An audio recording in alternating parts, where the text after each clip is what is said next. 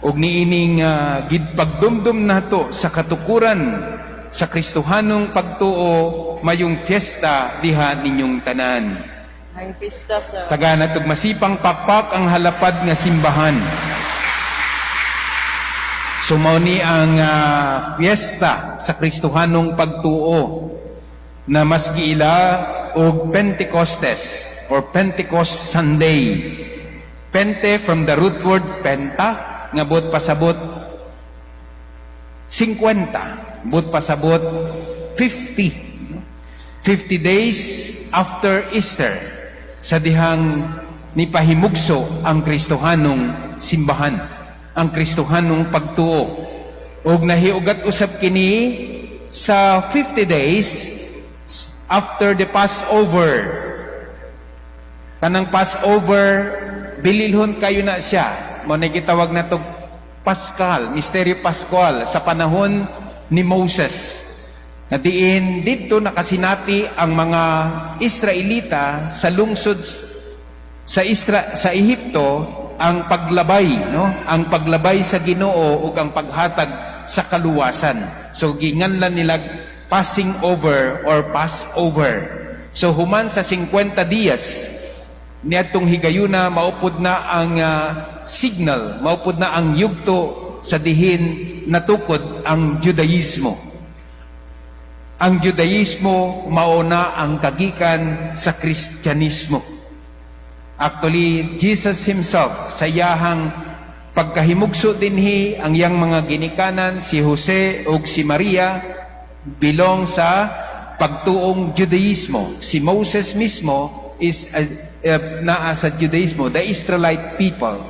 And diha sa kasaysayan, sa pagkahimugso sa manunubos, gipahiluna sad niya ang Kristyanismo dili sa ingon nga maglahi og relihiyon kundili ang paglambo sa pagkamatuohon. Mao na i-celebrate nato ang pagkahimugso sa simbahan Katoliko, ang Kristohanong pagtuo. Balikan nato mga kaigsuunan ang panahon sa panghitabo sa dihang ang atong Ginoong Hesukristo mihatag sa Espiritu sa Dios sa iyahang mga tinunan. Una, nagpamatuod lamang kini nga wala mugikan, wala mubiya ang atong Ginoong Hesukristo sa iyang mahimayaong pagkayab balik ngadto sa langit. Kundili or instead anaa nagmakanunayon ang iyang presensya ngadto sa iyang mga tinunan nga nagmadasigon nakabaton og dugang kaligunan.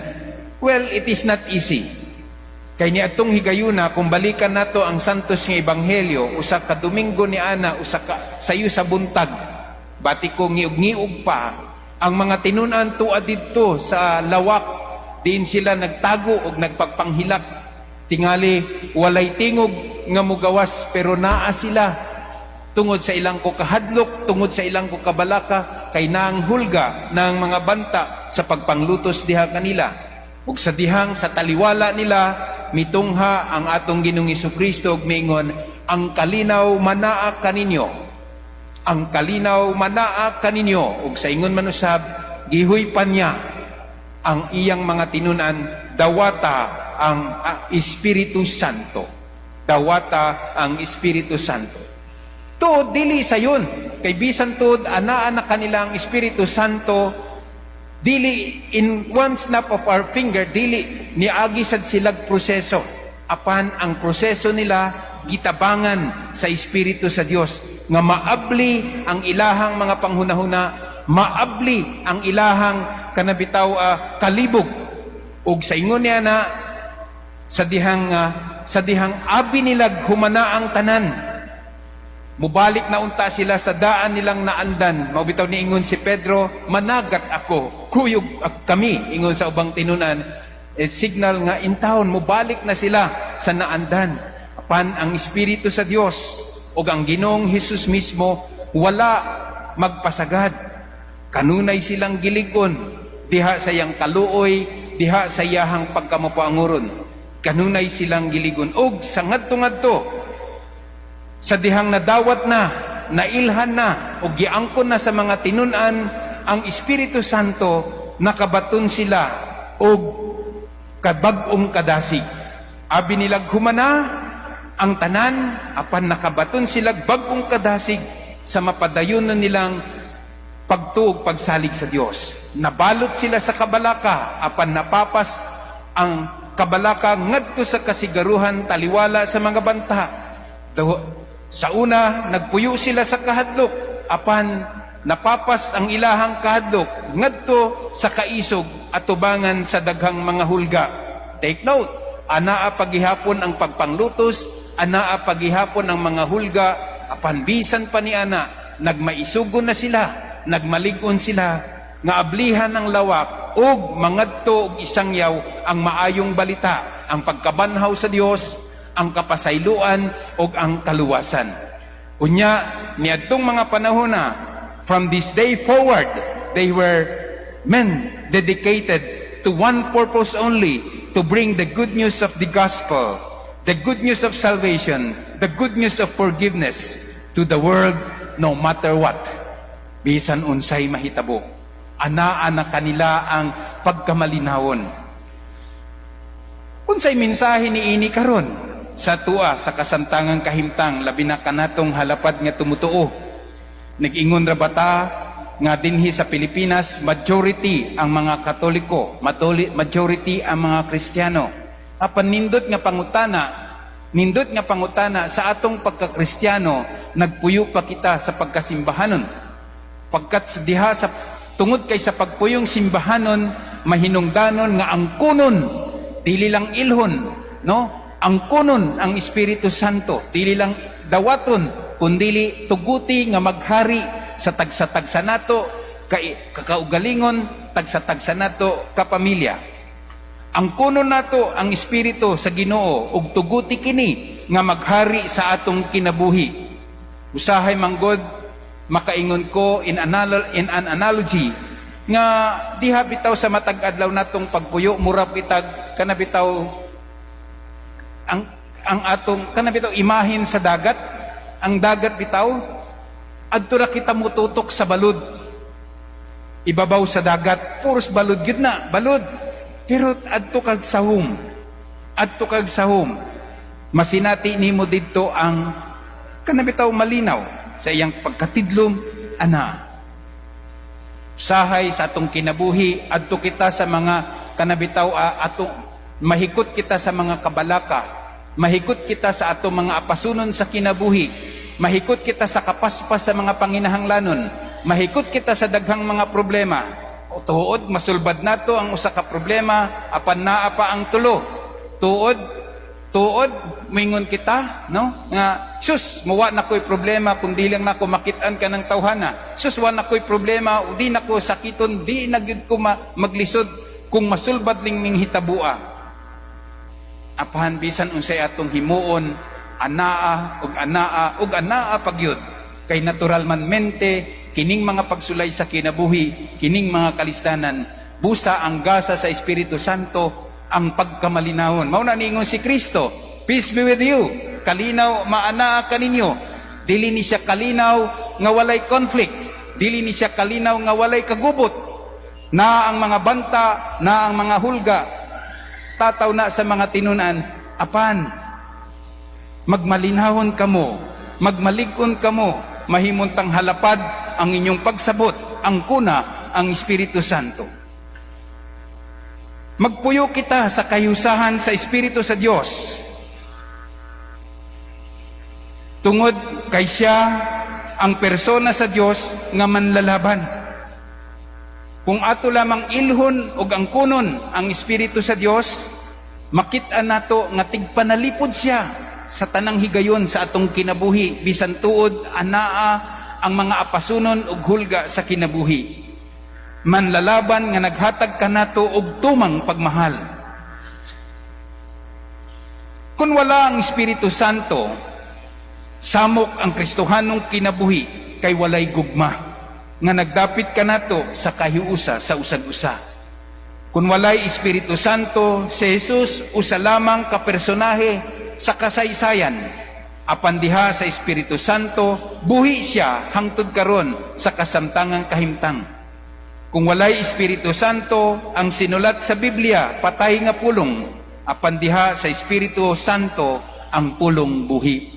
Mao na nindot kayo tan-awonon ang ato ang kinaiyang Kristohanon, ang kinaiya natong simbahanon, ang kiya natong dunay debosyon, ang kinaiya natong maampuon. Nagasumikad ba siya sa pag-angkon nato sa Espiritu sa Dios dinhi kanato? O basin wala ang Espiritu sa Dios, nahimo lang nato na siyang tulumanon, nahili mo lang nato siyang kanabitaw obligasyones, nahimo lang nato na siyang kanabitaw pasundayag, hasta atong debosyon, nahimo lang natong kanabitaw magic nga kung di kita kung buhaton nato ni surtuhin kita, kung buhaton nato ni aw angay arang-arang and so forth and so on. Pero no, kinahanglan og mas lawom-lawom nga pagtagad diha sa Espiritu sa Dios. Kay diha sa atong pagka-Kristiyano, diha sa atong pagkamatuohon, usahay dili komportable. Usahay kinahanglan kitang magsakripisyo sa pagpatunhay sa gugma. Usahay kinahanglan kitang muhatag og lugway. Kinahanglan kitang mahimong halapad ang pagsabot ug sa epekto niini anaa kanato masakitan kita. Pero bahalag masakitan kita pagpatunhay man na sa kahapsay. Pagpatunhay man na sa atong pagpangalagad, pagpatunhay man na sa ato bitaw pag-agak sa usag-usa, isig ka magtotoo. Tinuod kini siya labi na kung kita nangalagad sa simbahan. Tinuod kini siya kung anaa kitay kasibot sa pagpuyo diha sa atong pamilya labi na sa pagkaginikanan, ingon man usab sa pagkamanigsuon ug diha sa atong pakigsandurot, pakigtambayayong sa atong silingan. Kung walay Espiritu Santo ang katilingbang Kristohanon, mamahimo kitang himantayon ug hinawayon. Apan diha sa Espiritu Santo, puno kita sa pagkamaluluyon, pagpangga ug pagkamapuanguron. Sa kasamtangang kahimtang, kitang nagaangkon sa Espiritu Santo, gilauman nga suod unta sa usag-usa. Usa na siya nga the primary purpose of the presence of the Holy Spirit through the gift of the Holy Spirit, ana unta kanato ang closeness, ana ang atong kasuod, taliwala sa mga nahitabo sa kinabuhi, walay mga kondisyones, walay mga kwalifikasyones, apan ana ang pagtanaw nato ug kamahinungdanon sa atong isig kaingon. Pansabo pamalandungon, gisulay-sulayan kita og gilinog-linog niining mga social media. Dinhi mismo makasinati ko, nagmisa ko, ang usa nagsigig text, asa diha ang kasuod sa santos nga misa. Ganin magkasal ko, sus ubay-ubay apil gani itong mga bisita, nagsige pag selfie, himuon pa ko photobomber, no, and so forth and so on. Diha sa pamilya, imbis unta magdungan og pangaon, imbis unta magistorya-istorya sila ug mag-inambitay sa ilang kasinatian, ang bunso tuay laptop, si panganay tuay cellphone, si tatay anaa sa iyahang desktop, and so forth and so on. The social media should kuno bitaw, instead nga maghatag kanatog closeness, the social media made us become less social. I am not against with the social media. I am using it. I am pro social media. Pero we have to be responsible diha sa social media. Sa kanang gitawag natog mga platform na nadia. Imbis nga makakat-on kitag kamatuoran, imbis nga naa kanato kanang gitawag natog mga tinuod nga panghitabo, mga facts and figures and so forth and so on, himuon naman natong instrumento sa pagpamakak, hinuon naman natong distortion, himuon naman natong kanabitaw gitawag natog mga false truth and post-truth. You know what I mean? No, you know what? Di na ko ma-explore ana, mutaas ang atong misa, mamugnaw ang paniudto. So diha, no? Diha. Sa kasamtangang kahimtang, kitang tanan nga nagaangkon sa Espiritu Santo, gilauman nga, magpabilin nga simbahanon og pamilya sa Dios, taliwala sa banta sa mga ija-ija. Gilauman kita nga ilhon ang kabililhon sa usa ka binuhat, kumpara sa kung sa ikasulti, kay usahay Kay usahay kung wala ang Espiritu Santo, ang simbahan mahimong hinawayon o himantayon. Hinawayon na, himantayon pagajud. No? So, kay ngano? Puro na lang insulto, puro na lang kadaot, puro na lang himantay ang iyang buhaton kumpara sa pag-agak o pagtabang ng atong igsuon mabag-o. Ang atong igsuon madala ngadto sa kaayo. Ang Espiritu Santo sa pag-angkon o pag-ila o paghari kaniya, mao'y mutuboy ka nato sa pagtabang niini o pagbuhat niini. O nanindot pangutanon, naghari ba ang Espiritu sa Dios? Dinhi ka nato. Gitugutan ba nato nga maghari ang Espiritu sa Ginoo? Dinhi ka nato. Gitugutan ba nato? Di ko kalimot, isumpay na ako dinhi ang usa nako kasinatian. Not here, apan dito sa Mindanao. Sa kahigayon ni ana, sayo ko sa simbahan. Ug naa dito ang usa ka babae nga naghilak. Bati ko mga 41 anyos na siya. Sayod ko nga gibiyaan siya sa iyahang bana. Ug doon na sila'y usa ka anak nga 9 years old. Ug subo pamalandungon sayod ko nga kining bayhana nga naa karon sulod sa simbahan. Nagampo tungod kay doon na siya sakit nga cancer sa tutoy, breast cancer.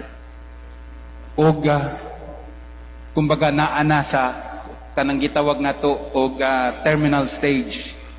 Busa ako siyang giingnan nga sa laktod nga pagstorya, undergo kita og kanang gitawag bitaw nato og sitawag ana kanang medication. Apan mitulo ang iyang luha. Nagtutanaw nako ug miingon siya, Padre, bisag unsay kinahanglan, bisag unsay angay buhaton, akong buhat pagabuhaton alang sa akong anak. Alang sa akong anak. Ako ang natandog para nako mautoy kabalaan. Para nako naa sa iyahang Espiritu sa Dios ni atong higayuna. Bisan tuod nagtulo ang iyang mga mata, anaa ang kahayag sa iyang naong. Kay andam siya nga halad ang iyang kinabuhi bisan sa unsang paagi, mahimong aron mabuhi o aron makapangitag paagi nga masalbar ang iyahang anak. Pati ko dihapon kita giawhag, mga kaigsuunan. Ang Espiritu Santo, ang tao nga nagaingon nga naa sa iyang Espiritu Santo, apan reklamador diha sa pagsakripisyo, mini og kawang lamang. Kay ang nagpuyo sa Espiritu Santo nagdala og kalinaw ngadto sa kasamok, kahiusahan ngadto sa nagbingkil, nagbuhat og kaayo ngadto sa dautan o taliwala sa dautan, mitubag og kahupayan ngadto sa mga arugante, pagkamalinawon ngadto sa panagsinggitay, pagampo ngadto sa mga marites ug mga marisol, paglaom ug kadasig ngadto sa kapildihan. Muna niining sulod nga sa Santos nga misa, sa patong pagsaulog sa Pentecostes ug pag-ila sa balaang Espiritu sa Dios, magampo kita. O Espiritu Santo, maghari ka sa among pagkatao. Himoa kami nga maghahasik sa imuhang kalinaw ug kaayo. Mga apostoles sa paglaom ug kayusahan. Amen.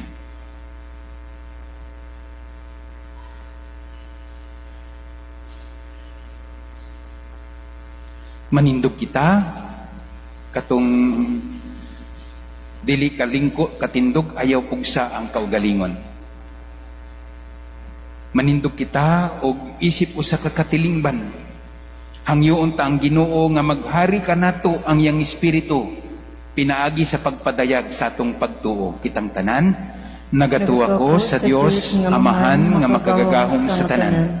Magbubuhat sa langit ug sa yuta, o kang Hesukristo iyang anak nga bugtong Ginoo nato, nga gipanamkon sa lalang sa Espiritu Santo, gianak ni Maria nga berhen, gisakit sa sugo ni Poncio Pilato, gilansang sa krus, namatay o gilubong, mikunsad sa mga minatay, sa ikatulo ka adlaw na banhaw, misaka sa langit, nagalingkod sa to sa Dios nga amahan makagahom sa tanan.